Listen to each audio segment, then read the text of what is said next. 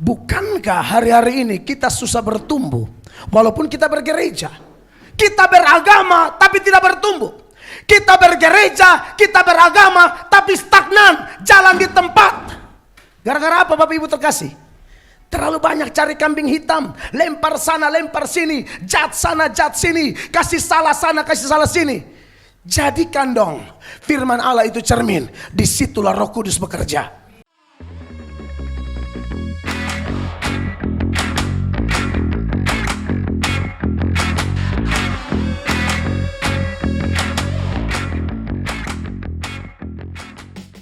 Puji Tuhan, karena kemurahan Tuhan saya ada lagi di GKI. Ini anugerah Tuhan luar biasa bagi saya. Saya mengucap syukur kali ini saya bersama istri dan anak-anak. Kami ada di Sydney semua karena anugerah Tuhan. Dan saya bersyukur tadi pagi kami di keluarga besar GBI Worship Center Sydney. Dan hari ini jam ini kami ada di GKI. Buat saya ini anugerah Tuhan luar biasa. Saya naik satu tangga lagi, haleluya. Saya memang pengkhotbah yang mencintai gereja Tuhan dimanapun. Kenapa? Karena saya mengakui pengakuan iman rasuli yang kita sampaikan tadi, bahwa gereja itu ada yang bersifat lokal seperti GKIA, betul ya? Atau seperti GBI atau GSJA atau GPDI. Tetapi dalam pengakuan iman kita ada yang namanya Holy Catholic Church, atau pengakuan iman kita bilang gereja yang kudus dan am. Itu gereja yang universal, gereja yang tidak kelihatan. Dan kita memang adalah saudara yang diberkati oleh Tuhan Yesus. Saya di mana-mana saya bersyukur bahwa selalu diterima. Kalau kami di NTT ada namanya Gemit.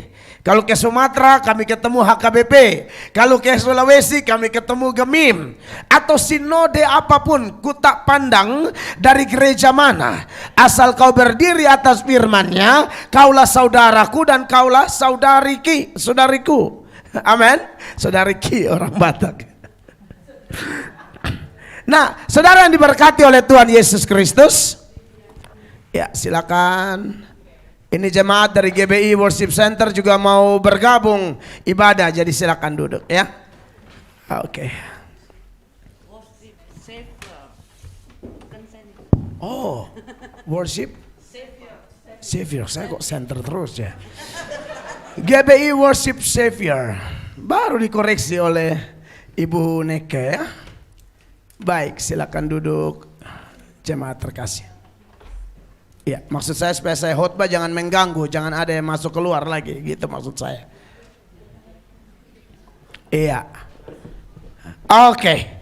Baik, kita lanjut ya jemaat terkasih. Dan itu yang saya gumuli dan yang saya lakukan di mana-mana tempat saya ber-KKR, berkhotbah, menyampaikan firman Allah. Besar harapan saya bahwa gereja Tuhan itu menjadi jawaban dari doa Tuhan Yesus di Yohanes 17 ayatnya yang ke-20-21. Yesus meminta supaya semua orang yang percaya oleh pemberitaan hamba-hamba Tuhan, mereka menjadi satu, seperti Bapa, Anak dan Roh Kudus itu satu.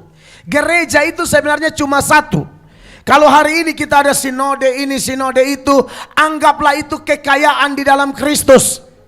Yang kita harus pangkas, yang kita harus tengking, yang kita harus lawan dalam gereja adalah spirit Farisi. Apa maksudnya Farisi? Saudara tahulah orang Farisi selalu merasa diri paling benar. Itu Farisi itu. Gereja yang seperti kita begini, liturgi jalan, saya menikmati sekali loh. Saya percaya 2-3 orang berkumpul Yesus hadir. Ini mungkin tidak terjadi di Sydney, tapi di Indonesia kan banyak gereja yang tenang kayak gereja Protestan. Lihat gereja yang karismatik, tepuk tangan, angkat tangan, rentangkan tangan, lancan depan, gerak. Mereka anggap berlebihan. Gereja yang karismatik, lihat gereja kayak kita di sini tenang-tenang, dianggap tidak ada Roh Kudus. Oh, saya pikir itu terlalu dangkal kehidupan orang percaya yang terlampau muda menjudge, menghakimi gereja Tuhan. Saya pendeta karismatik tulen. Tapi sekali lagi saya selalu back to the Bible. Saya kembali kepada Alkitab. Kristus tidak pernah mengajarkan demikian. Sekali lagi itu kekayaan di dalam Kristus. Amin. Kita harus punya hati seorang hamba. Domba, gereja itu kan domba. Domba ini sudah punya musuh. Karena Yesus berkata, aku mengutus kamu seperti domba di tengah-tengah serigala. Kita sudah punya banyak serigala di sekitar kita. Ada serigala di Sydney, ada serigala di Jakarta, ada serigala di Medan, ada serigala di NTT. Di mana-mana ada serigala. Bahkan ada singa yang mengaum-ngaum, kata Alkitab. Dia berjalan keliling untuk melihat siapa yang dapat ditelannya. Kalau sudah ada singa, sudah ada serigala, sudah ada sinaga tua. Ini bukan marga sinaga loh ya. Maksudnya di Alkitab bilang kan ada sinaga, naga maksudnya ya. Minta maaf buat yang marga sinaga. Itu kan gambaran-gambaran setan. Kalau kita ini adalah domba, pasti kita diserang serigala, pasti domba diserang singa, pasti domba diserang ular. Jadi domba sama domba nggak boleh saling nyerang. Kenapa saya ngomong begini? Kan hari-hari ini saya lihat setan kerja sehingga di gereja domba gigit domba. Saya ini pendahuluan tema kita loh ya. Tema kita kan mengampuni. Iya ya, Amang Pendeta ya. Nah ini kan fatal. Domba gigit domba. Domba telan domba. Model kayak begitu dijauhkan dari gereja Tuhan di kota Sydney ini.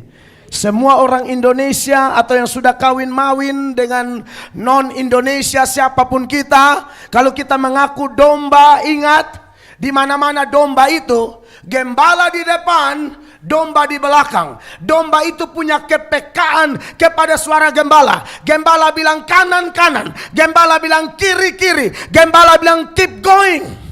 Go on, maju terus, lanjut, dia lanjut, stop, dia stop. Dia punya kepekaan dan ketaatan. Beda domba sama bebek. Bebek kalau gembala di depan, bebek bubar. Apalagi kambing. Waduh, kambing tuh paling susah loh. Ditarik, dia tarik balik. Ayo gereja, dia bilang ayo main judi. Nah, itu kambing itu. Sorry to say. Ayo mengampuni. Dia balas dari tempat duduk. Bapak sih enak nggak rasain. Itu kambing. Domba, coba tenang dulu. Roh Kudus pasti bisa bantu kita. Amin. Bapak Ibu jemaat yang diberkati Tuhan. Maka dari itu, sebagai orang percaya, sebagai hamba Tuhan Yesus Kristus, saya diberkati ketika masih di Indonesia. Ibu Tiur sudah kirim ini dari Bapak Pendeta, ayatnya ini. Wah, pengampunan ini. Keren juga topik ini. Saya percaya gereja tidak kebetulan mengangkat topik ini di GKI ini. Tuhan tahu kebutuhan jemaat di sini. Bahkan Tuhan tahu kita semua yang datang dari gereja lain dan berkunjung di sini. Tuhan tahu ini kebutuhan kita semua. Dan saya selalu ingatkan cara mendengar khotbah terbaik. Bagaimana? Lihatlah khotbah seperti cermin, bukan spion. Ulang. Lihatlah khotbah seperti cermin, bukan spion. Spion pakai lihat orang. Itu cara dengar khotbah yang salah, saudara-saudara. Ya, saudara kalau naik motor, naik mobil, spion gunanya apa? Lihat di belakang. Banyak pendengar khotbah, ya saya mau tegaskan, dengar khotbah tuh kayak spion, saudara-saudara. Ya, pendeta khotbah di depan, pada korek-korek di belakang.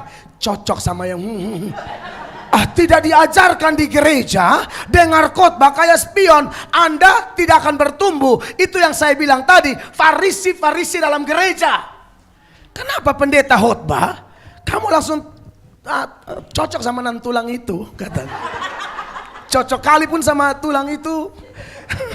Amang bau itu kata. Semua nggak pernah cocok sama dia.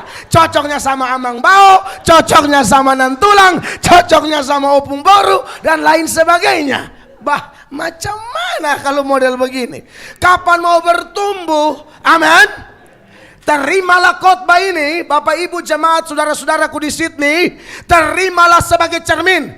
Pusing amat sama omongan orang, pusing amat sama penilaian orang. Setiap khotbah yang datang, itu bagiku Tuhan, itu makananku Tuhan, itu kebutuhanku Tuhan.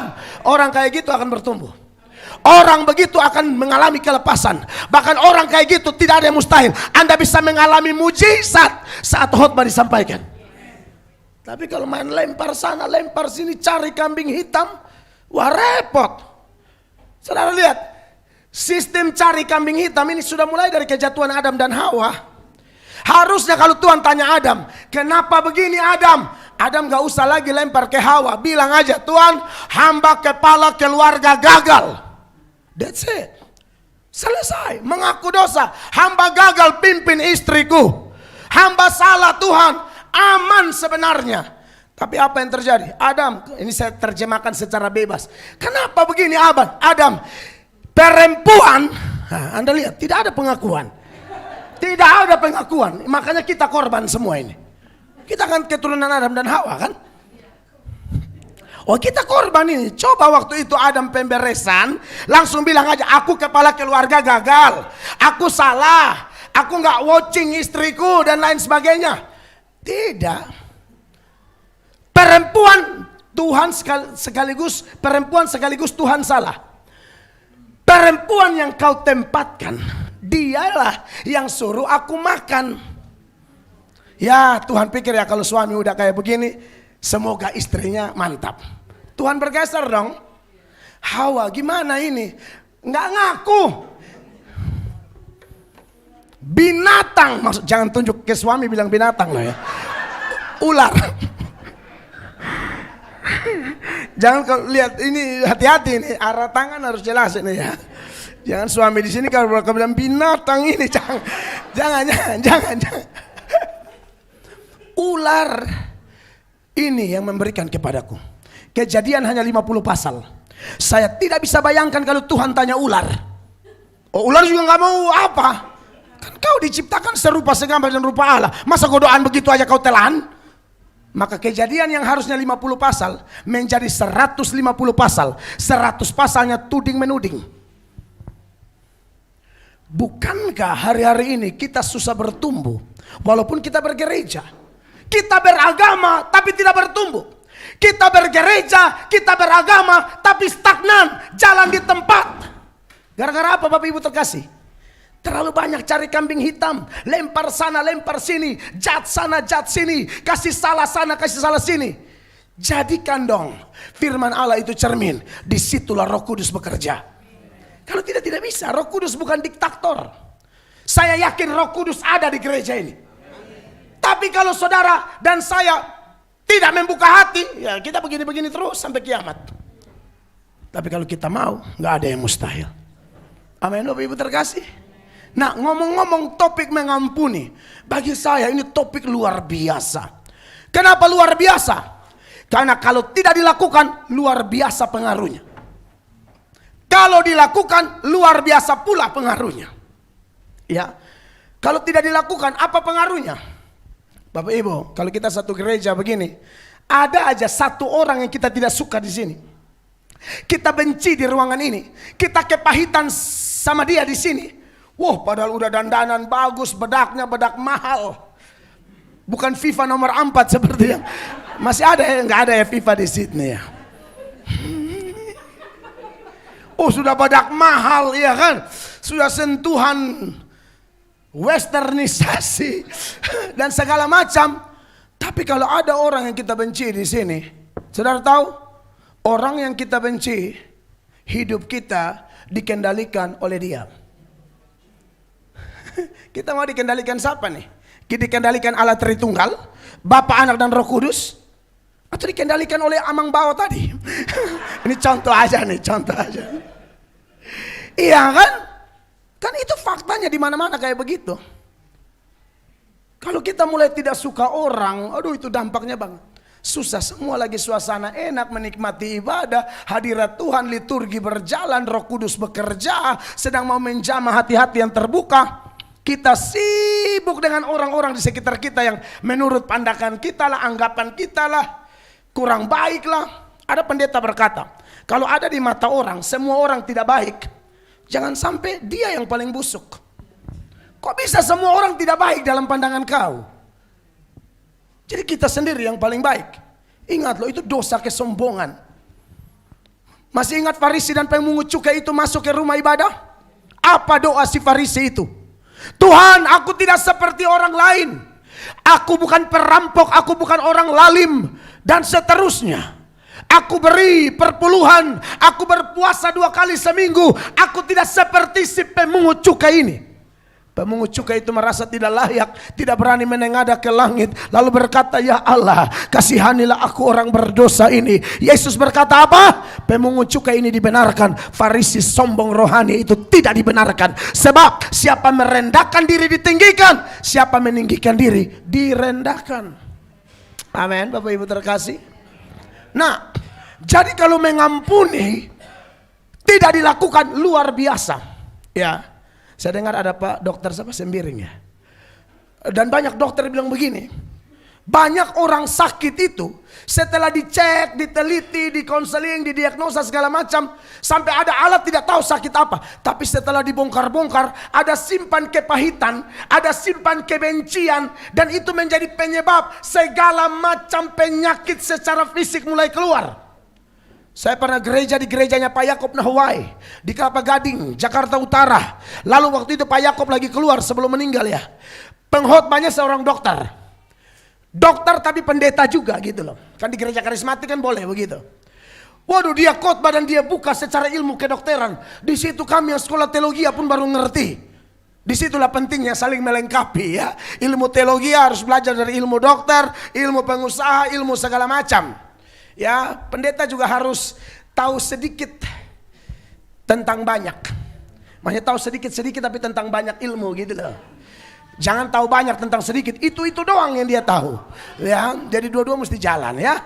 Tahu banyak tentang sedikit, tapi tahu sedikit tentang banyak juga gitu. Dan ternyata itu sudah hasil penelitian para dokter katanya, bahwa banyak orang sakit ini, sakit itu, satu sembuh, satu kumat. Satu sembuh yang lain kumat, 3 sembuh 7 antri. Itu karena kepahitan, tidak bisa ampuni orang. Diberkatilah jemaat Tuhan yang punya tema mengampuni hari ini. Amin, saudara-saudara. Raja Daud itu ya, itu orang yang luar biasa, saudara-saudara. Orang yang secara pencapaian lahiriah, kekayaan dia punya. Bayangkan jadi raja 40 tahun. Dikelilingi dayang-dayang, tahta emas, mahkota emas, makan dilayani, semua ada berkelimpahan. Tapi setelah Raja Daud bikin dosa, menyakiti Uria dan juga merampas Batseba itu, Anda tahu di situ dia tertekan luar biasa. Dia coba-coba tipu tapi tidak bisa. Kamu tidak bisa membohongi hati nuranimu. Sampai Raja Daud bilang, aku rasa tertekan luar biasa. Dalam Mazmur pasal 32, di sana Raja Daud menyatakan bahwa kalau terjadi pengampunan itu, keterbukaan itu luar biasa sekali. Jadi kalau tidak dilakukan luar biasa menderita, tapi kalau kita mengalami pengampunan sekaligus bisa mengampuni orang, di situ pun luar biasa. Karena hidup ini betul-betul diberkati. Bahagia. Perhatikan ayat-ayat ini, istri saya akan baca buat kita. Dari Daud nyanyian pengajaran, berbahagialah orang yang diampuni pelanggarannya. Berbahagialah orang yang diampuni pelanggarannya. Kata ya. Berbahagia lebih tepat diterjemahkan bahasa Inggris, diberkatilah orang yang diampuni. Terus, yang dosanya ditutupi. Berbahagialah manusia yang kesalahannya tidak diperhitungkan Tuhan. Amin. Dan yang tidak berjiwa penipu. Terus, selama aku berdiam diri, tulang-tulangku menjadi lesu karena aku mengeluh sepanjang hari. amin. Sebab siang malam tanganku menekan aku dengan berat. Yeah. Sumsumku menjadi kering seperti oleh terik musim panas. Dosaku kuberitahukan kepadamu dan kesalahanku tidaklah kusembunyikan. Amin. Aku berkata, aku akan mengaku kepada Tuhan pelanggaran-pelanggaranku, dan Engkau mengampuni kesalahan karena dosaku. Iya, sampai di situ. Inilah letak kebahagiaan. Makanya saya sangat setuju Bapak Pendeta dan semua Pak Majelis. Saya sangat setuju dengan liturgi di gereja ada pengakuan dosa. Itu tepat. Kalau dalam doa Bapa kami itu, dia minta our daily bread, right? Makanan kita, roti kita tuh tiap hari. Kalau kebutuhan jasmani bisa diminta tiap hari, harusnya kebutuhan rohani juga minta tiap hari. Karena kita ini bergumul, berperang dengan pikiran kita, ya, ada konflik di dalam diri kita. Bapak Ibu tahu, kenapa seringkali terjadi pertengkaran di antara kita? Itu karena kita kalah berperang dengan diri kita sendiri. Ada keinginan daging di dalam diri kita yang mengalahkan keinginan-keinginan roh, sehingga kita sudah konflik dalam diri, tidak bisa diatasi, maka konflik ini akan menular menjadi konflik dengan orang lain. Ini ada di Yakobus pasal 4, mulai ayat pertama. Yakobus 4 ayat 1 dan seterusnya. Dengarkan ayat ini Bapak Ibu terkasih. Dari manakah datangnya sengketa dan pertengkaran Dari manakah datangnya sengketa dan pertengkaran di antara kamu? Bukankah datangnya dari hawa nafsumu yang saling berjuang di dalam tubuhmu? Hawa nafsumu yang saling berjuang di dalam tubuhmu. Terus? Kamu mengingini sesuatu tetapi kamu tidak memperolehnya. Lalu apa kamu yang terjadi? Lalu kamu membunuh, kamu iri hati tetapi kamu tidak mencapai tujuanmu. Iya. Lalu kamu bertengkar dan kamu berkelahi. Kamu tidak memperoleh apa-apa karena kamu tidak berdoa. Lalu kamu bertengkar, kamu berkelahi. Gara-gara apa? Konflik itu kita kalah. Merambatlah menjadi konflik sama orang lain. Padahal enak kan kalau kita orang Indonesia. Lagian begini ya, ini saya ngomong, saya tipe pengkhotbah apa adanya. Dan sekali lagi terimalah sebagai cermin bukan spion. Kalau dengan agama lain yang di Sydney aja kita bisa rangkul. Aneh bin ajaib kalau kita sama-sama percaya Tuhan Yesus. Lalu ada sengketa, ada pertengkaran. Bukankah setan sedang tertawa melihat kita? Makanya saya pernah baca satu cerita. Sebuah KKR besar. Setan dan malaikat nonton KKR itu. Setan ketawa terbahak-bahak mengolok-olok KKR itu. Malaikat bingung. Ini cerita doang. Malaikat bingung. Tan, maksudnya setan. Tan, lu bukannya stres kalau lihat tuh umat Tuhan pada lompat, nari-nari, nyanyi, nyembah Tuhan segala macam, full musik. Lu kenapa nggak stres? Malah lu ejek. Setan bilang begini, kat. Malaikat kan? Kat, asal lu tahu ya, gua kenal mereka semua. Mereka itu 2 jam dengan Tuhan Allah, 22 jam dengan aku, kata setan. Gimana setan gak lucu? Hebat kali kau ibadah. Hebat kali kau nyanyi-nyanyi bla bla. Setelah ibadah gila lagi. Ya ketawalah setan. Sorry saya mesti ngomongin. Saya waktu baca ilustrasi itu kelihatannya lucu. Tapi memukul sekali. Amin Bapak Ibu. Nah oleh karena itu saudara yang diberkati oleh Tuhan Yesus. Ini ayat bilang. Kalau kita sudah tidak mampu kuasai diri. Konflik merambat kemana-mana. Dan kalau sudah konflik dengan sesama, tak terhindarkan. Kita pasti konflik dengan Tuhan. Makanya di ayat itu dilanjutkan. Atau kamu berdoa juga, tetapi kamu tidak menerima apa-apa karena kamu salah berdoa. Iya, di akhir ayat 2 dia bilang kamu tidak berdoa. Di ayat 3 bilang kamu berdoa tapi salah berdoa. Doa penuh dengan hawa nafsu. Doa penuh dengan hawa nafsu. Masa orang selingkuh lalu WhatsApp suami orang bilang Tuhan turut bekerja. Kau gila Steve. Tenang saja, hubungan ini ada dalam kendali Tuhan. What? Amin.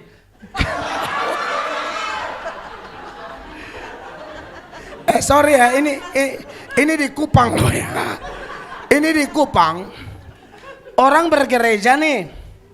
Orang bergereja. Ibu-ibu, sorry ini di Kupang. Di Indonesia lah, ya. Kebetulan daerah saya jadi. Di Indonesia lah saya ralat ya. Ibu-ibu pacaran sama berondong. Saya khotbah, peng. Yang selingkuh ketawa. Lalu saya spontan bilang begini waktu khotbah. Pelaku jangan ketawa. Kaget dia. Langsung dia WhatsApp ibu itu minta putus. Nangis ibu itu. Ibu-ibu begini pengen gua jambak juga. Oh, nangis-nangis minta balikan. Oh, jangan deh, kita udah doakan. Iya, tapi ibu bini orang doakan apa? Singkat cerita putus. Lalu berondong ini bertobat, menikah, melayani bersama istri anak saat ini. Dan ibu itu pun dipulihkan dengan suaminya. Aman, terkendali. Nah, saudara-saudara, ini contoh-contoh, saudara. Karena ayat ini mengatakan kamu berdoa, tapi berdoamu kedagingan.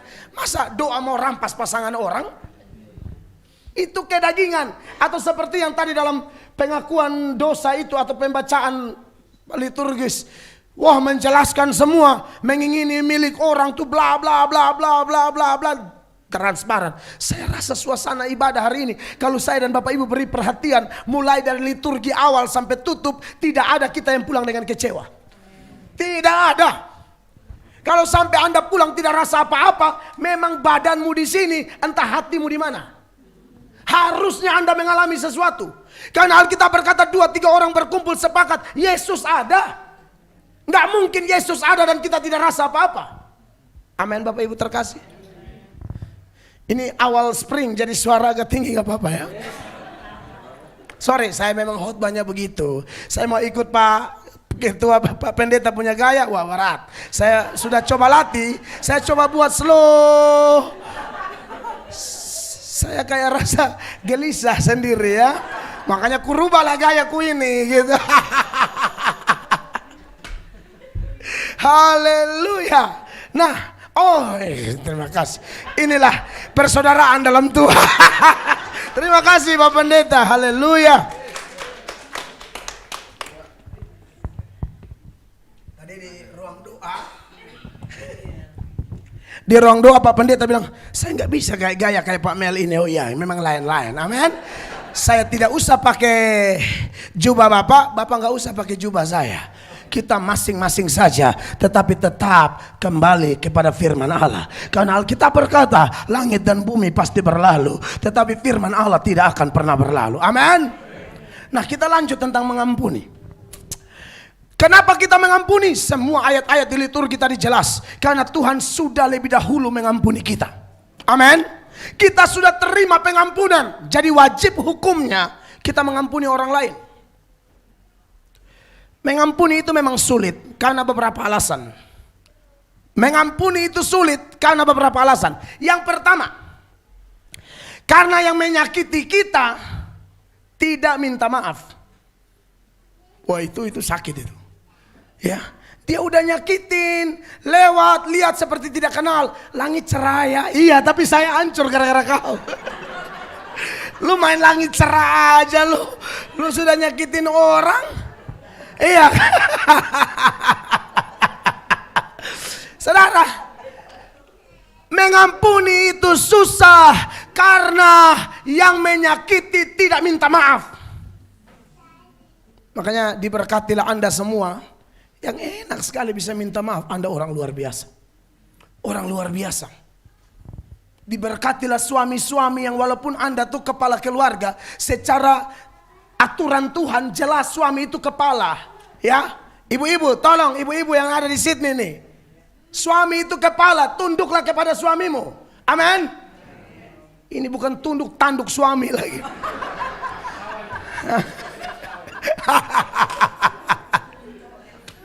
Tunduk kepada suami itu manifestasi kerja Roh Kudus. Makanya istri bisa tunduk kepada suami. Kalau tanduk suami bukan Roh Kudus, roh kerbau dari Sumba. Nah, saudara-saudara yang diberkati oleh Tuhan Yesus Kristus, saya diberkati. Kalau saya dan Ibu Gembala istri saya, kami lihat, kami melayani banyak rumah tangga yang memang broken, hancur-hancuran. Istri tidak dengar suami, suami tidak dengar istri, dan seterusnya. Hari Minggu bisa berantem di muka rumah hanya gara-gara ibu mau ke gereja karismatik, bapak mau ke gereja Protestan. Bapak ku hantam ngeri. Macet itu jalan, angkot-angkot berhenti semua. Lalu mereka ambil jalan tengah. Ya udah kita ke Pak Melatok aja katanya, biar aman kita. Sampai di sana Tuhan bekerja. Saya tidak bisa rubah orang. Tuhan bekerja. Suami istri ini dipulihkan. Oh, nggak malu-malu bersaksi di depan umum, dan kesaksiannya itu kan luar biasa. Saya kemarin dalam Zoom bersama teman-teman di GBI Worship Savior. Baru kali ini benar ya. Saya bilang kepada teman-teman di sana, khotbah kita bisa copy paste, bisa. Saya bisa copy paste khotbahnya Pak Pendeta Norman Ambarita, saya bisa Pak Sahat, betul ya Bapak ya? Saya bisa copy paste, tapi kesaksian hidup, pengalaman hidup nggak bisa copy paste. Ini pengalaman pribadi lepas pribadi. Dan Tuhan memang mau kita punya pengalaman pribadi dengan Allah. Dan saya menemukan ada banyak kasus-kasus di mana sangat menyakitkan saudara-saudara, tapi bisa mengampuni, bisa minta maaf. Tapi kasus yang saya angkat tadi, sulit kalau ketemu orang tidak minta maaf. Tapi pertanyaannya bagi kita pada saat ini, apakah hanya dengan alasan gara-gara dia tidak minta maaf, lalu kita tidak mengampuni? Tidak juga. Pengampunan yang kita bahas dan kita baca ayat-ayatnya tadi, dan akan ada sejumlah ayat lain yang kita munculkan, itu mengingatkan kita bahwa tidak ada alasan untuk tidak mengampuni hanya karena tidak minta maaf. Tidak ada yang minta maaf kepada Tuhan kita Yesus Kristus saat dia menderita tergantung antara langit dan bumi. Dia disalib, mereka olok dia, ejek dia, katanya anak Allah. Kalau engkau anak Allah, turun dari salib, baru kami percaya orang lain engkau selamatkan. Tapi dirimu sendiri tidak bisa engkau selamatkan. Turun dari salib supaya kami percaya. Tidak ada yang minta maaf. Yang ada semakin menghina, semakin mengejek, dan lain sebagainya. Tapi apakah mereka tidak minta maaf? Balahan sebaliknya tambah mengerikan. Lalu Yesus tidak mengampuni. Ingat, dia doa bilang apa? Ya Bapa, ampunilah mereka, karena mereka tidak tahu apa yang mereka perbuat. Teladan inilah yang diikuti oleh Stefanus ketika Stefanus dilempari dengan batu di dalam Kisah pasal 7 mulai ayat 58 sampai ayat 60. Perhatikan ayat-ayat ini. Kisah pasal 7 58 sampai 60. Mereka menyeret dia keluar kota lalu melemparinya, dan saksi-saksi meletakkan jubah mereka di depan kaki seorang muda yang bernama Saulus. Yes. Sedang mereka melempari Stefanus, berdoa katanya, ya Tuhan Yesus, terimalah rohku. Amin. Sambil berlutut ia berseru dengan suara nyaring, Tuhan, janganlah tanggungkan dosa ini kepada mereka. Amen. Dan dengan perkataan itu meninggallah ia. Enak ya kalau meninggal dalam keadaan mengampuni. Kasihan loh meninggal kepahitan. Ada orang tuh yang kerasnya minta ampun, sudah napas satu antara ada dan tiada. Sudah selang infus keliling di mana-mana, sudah pakai O2, O3, oh Yesus Tuhan. Apa segala Tapi kata udah datang nan tulang. Nggak mau dia. Bah. Keras sekali orang ini. Udah datang dan tulang, kan ada masalah kan, udah masalah tanah di Porsea lah. Ini contoh aja loh ya, contoh aja. Dan saya tahu banyak orang Batak, banyak orang Kupang di sini, makanya kadang Batak, kadang Kupang gitu. Nanti orang Tionghoa tunggu giliran ya. Saudara, tidak mau. Udah mau habis ini. Hitungan detik udah datang dan tulang. Berat sekali ya. Itulah orang kalau tidak ada Roh Kudus, belum merasakan kasih karunia Allah, belum merasakan betapa indahnya diampuni oleh Tuhan, sulit sekali melepaskan pengampunan. Saya percaya orang yang paling banyak mengampuni karena dia rasa dirinya terlalu kotor, dan dia yang kotor itu bisa diterima. Kalau saya dan saudara yang begini kotor diterima, apa alasannya kita tidak bisa ampunin orang? Terlalu kotor kita. Makanya kemarin banyak orang maki-maki saya karena memang khotbah saya keras-keras, dan saya banyak kantor yang gila-gila di Indonesia tuh kan, di YouTube saya itu kan begituan semua. Saya hantam semua yang aneh-aneh, yang kentutin Alkitab, yang apa tuh saya sapu semua. Karena saya pikir, aduh pendeta nggak boleh diam. Pas Tuhan buat media kita berkembang, hantam sungguh-sungguh, kira-kira begitu. Tapi ya siaplah. Ada satu video saya, satu video ditonton oleh 8 jutaan orang. Komentar ada 50 ribuan, mungkin 25 ribunya maki. Tapi saya masih bisa semangat sampai sekarang. Saudara, kalau ketemu saya berapa tahun lalu sebelum corona, tambah gendut kan? Artinya makian-makian itu nggak ngefek.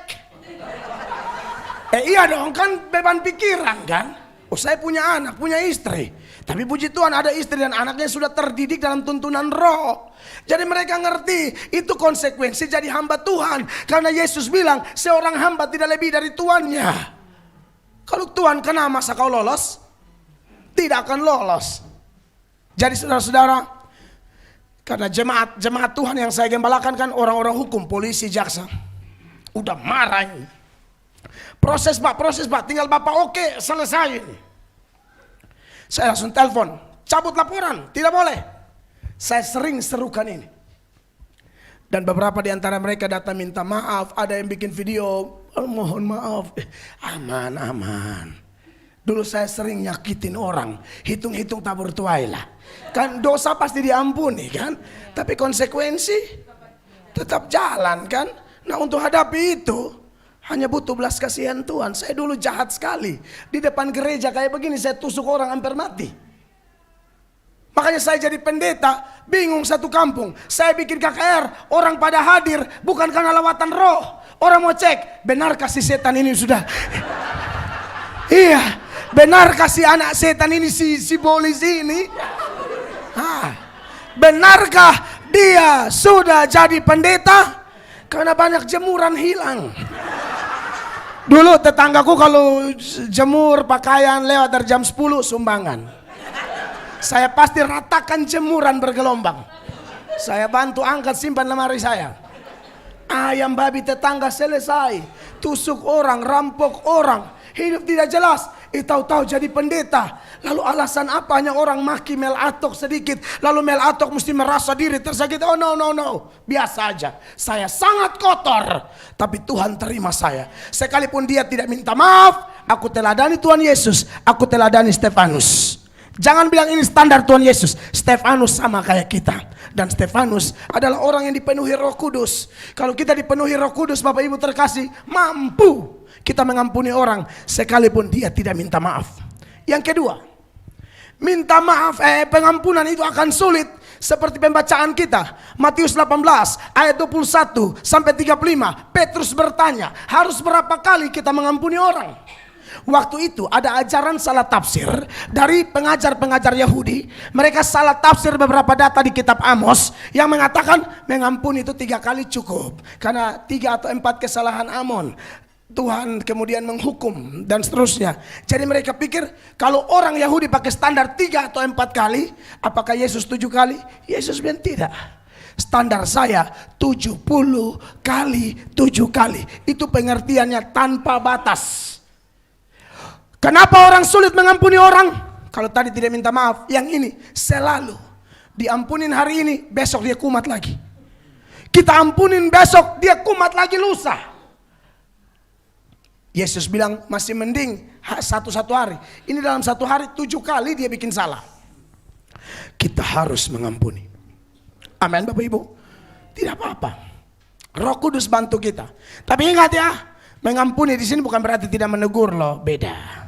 Jangan bilang, oh mengampuni, diam-diam aja. Enggak, teguran nyata-nyata lebih baik daripada kasihan tersembunyi. Tapi maksud ayat itu ialah sikap hati kita tetap melepaskan pengampunan sehingga hidup kita tidak dikendalikan oleh dia.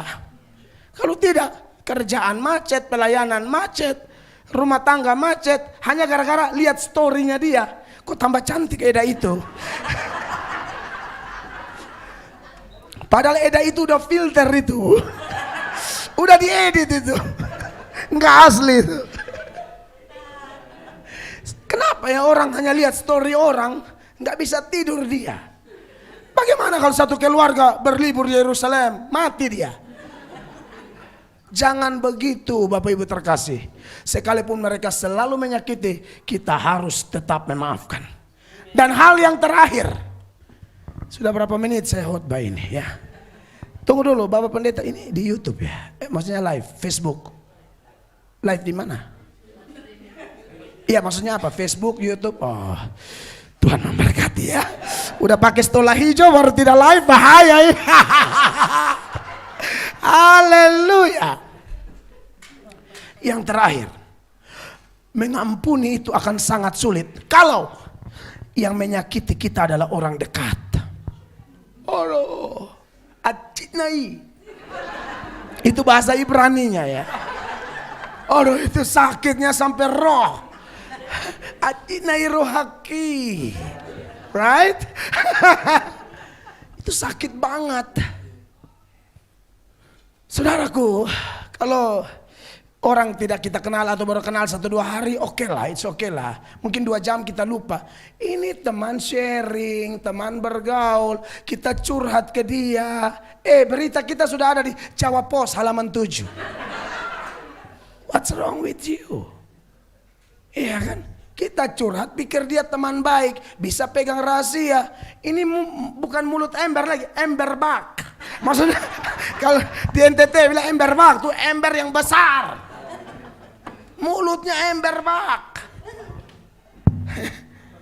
Coba kalau orang punya masalah, kita share, diamlah. Kalau kita pernah melakukan kesalahan itu, terhitung khotbah ini disampaikan, stop. Stop. Itu merusak persaudaraan. Amin.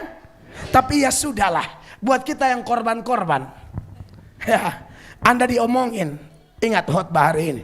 Betul, sangat sulit mengampuni orang yang dekat. Kita sudah sayang dia, mengasihi dia, menabur yang terbaik, menabur doa, menabur segala macam, penuh ketulusan, totalitas, tenaga, waktu, segala macam. Mau yang terbaik, baru dia menyakiti, itu pasti siapapun, tidak ada yang kebal. Termasuk saya yang ngomong ini. Tetapi hari ini kita ditolong oleh Tuhan bahwa sekalipun orang dekat menyakiti kita, ingat apa yang Yusuf alami. Saya suka tokoh Yusuf ini. Yang Yusuf alami itu tidak mudah. Saudara-saudaranya, sampai saya nonton film yang judulnya The Bible. Lalu Yusuf berteriak, saudara-saudaranya mereka tidak peduli, mau bunuh dia, saudara satu papa loh. Dalam tradisi Yahudi itu kuat sekali persaudaraan itu. Tapi apakah Yusuf tidak bisa mengampuni? Dalam Kejadian pasal 50 ayat 20, pasca Yakub meninggal, mereka ketakutan setengah mati. Lalu Yusuf berkata begini kepada mereka, Kejadian 50 ayat 20.